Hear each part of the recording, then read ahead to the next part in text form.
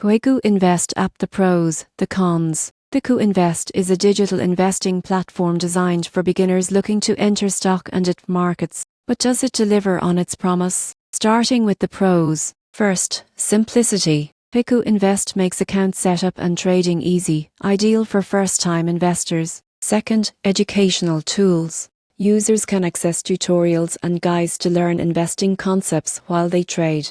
Third, low minimums. The platform allows small investments, making it accessible for anyone starting their investment journey. Now, the cons. One limitation is limited investment options. Kviku focuses mostly on stocks and ETFs, without alternative assets like bonds or cryptocurrencies. Another drawback is customer support. Some users report slow response times when issues arise, which can be frustrating. The surprising truth? Most beginners overestimate how fast profits come. Kviku encourages steady investing habits and long-term growth rather than chasing quick gains. In conclusion, the pros: simplicity, educational support, and low minimums make Kviku Invest an excellent choice for novice investors. The cons: limited asset variety and slower support mean more advanced traders may find it restrictive.